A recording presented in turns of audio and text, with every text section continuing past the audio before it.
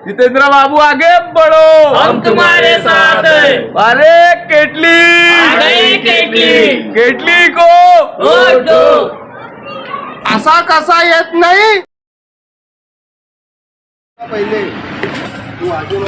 साथियों नमस्कार, आप देख रहे हैं हमारा चैनल। जैसा कि आप जानते हैं कि पूरे महाराष्ट्र भर में अभी मनपा के चुनाव चल रहे हैं और मनपा के चुनाव में नागपुर के चुनाव बहुत महत्वपूर्ण होते हैं क्योंकि यहाँ से महाराष्ट्र के लिए सबसे बड़े मुख्यमंत्री चुनकर गए हैं और पालक मंत्री और नितिन गडकरी जो यहाँ पर है जो है वो भी यहाँ से गए हुए हैं। तो यहाँ के चुनाव में अभी जिनके साथ हम हैं उनकी प्रतिक्रिया लेने के लिए हम इनके साथ में हैं। तो सबसे पहले आपका परिचय बताएं। मैं प्रभाग क्रमांक 9 यहाँ से ड ओपन कैटेगरी का उम्मीदवार हूँ और मैं यह चुनाव इसलिए लड़ रहा हूँ क्योंकि मैं पिछले कई सालों से 30-35 सालों से इस प्रभाग के लिए काम करते आया और कोई पार्टी। आपको रोकना चाहेंगे। सबसे महत्वपूर्ण सवाल है कि हम सबसे उनकी प्रतिक्रिया और राय पूछने की कोशिश कर रहे हैं कि वो चुनाव में क्यों खड़े हैं, उनका रोड मैप क्या है। तो इसके बारे में आपका क्या कहना है? सर, मेरा रोड मैप कुछ भी नहीं है क्योंकि मैं ऑटो चलाने का काम करता हूँ और ऑटो भी चलाते चलाते मुझे 30-35 साल हो गए लगभग। तो ऑटो चलाते चलाते मैं लोगों की समस्याओं से अवगत हूँ। मेरे बस्ती में मैं जब भी आता हूँ, यानी जब बरसात का पानी होता है तो वहाँ से ऑटो निकलने के लिए मुश्किलें होती है। मैं ऑटो के बच्चे लेके जाता हूँ, उनको तकलीफें होती है। ऐसी बहुत सारी समस्या है। उसी तरह स्कूल की समस्या है और गटर जो चौके जो होते हैं हमेशा बहते रहते हैं, इसलिए उसकी समस्या और छोटी मोटी समस्याओं से बहुत है।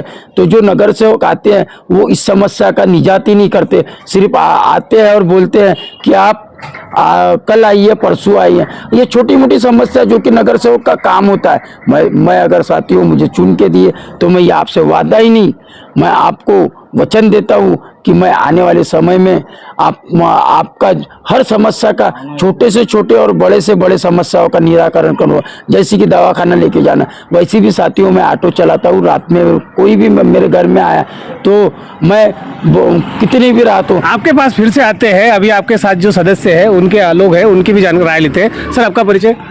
मेरा नाम शुभम साकरे है। क्या कहना चाहेंगे सर जो चुनाव में खड़े उसके बारे में जो वो बता रहे हैं? ये हमारे काका है, इनको चुन के लाओ तो ये तुम्हारी पूरी समस्याएं दूर करेंगे।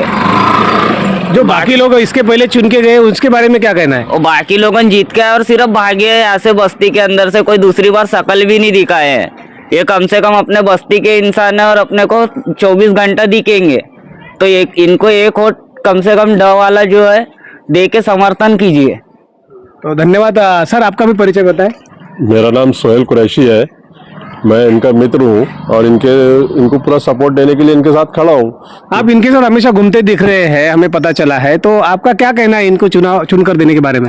जो इनके विचार थे कि बस्ती में साफ सुथराई रहना चाहिए, गटारों की मरम्मत होना चाहिए, रोड होना चाहिए, लाइट्स अच्छे होना चाहिए और जो ट्रैफिक का प्रॉब्लम है, जो अतिक्रमण का प्रॉब्लम है या जो भी दूसरी बस्ती में जो दूसरी प्रॉब्लम हमें दिखाई देती है, उनके विचार से मैं सहमत था, इसलिए उन्हें सपोर्ट कर रहा हूँ और वही विचार मेरे भी है। और मैं चाहता हूँ कि जनता एक ऐसा प्रतिनिधि चुने जो अपनी समस्याओं को दूर करे और हमें जो मूलभूत सुविधाएं हैं वो हमें दिला सके, इसलिए मैं उन्हें सपोर्ट कर रहा हूँ। और मैं चाहता हूँ कि आप अपना एक कीमती वोट जितेंद्र गेडाम जी को दें और उन्हें विजय बनाएं। तो आप से फिर से आएंगे आपकी ओर। तो सबसे महत्वपूर्ण सवाल है कि जनता से क्या अपील करेंगे? मैं जनता से यही अपील करूंगा कि आप साथियों प्रभाग 9 से 4 नगर सेवक चुन के लाना है। तो चारों नगर सेवक ऐसे लाइए जो आपकी समस्या का निराकरण करे क्योंकि चारों नगर सेवक क्या जब भी जाते तो वो बोलता है कि इस बस्ती में मेरा एरिया नहीं आता, उसका आता। वो उसके पास जाओ तो वो कहता है दूसरा कि ये मेरा एरिया नहीं आता।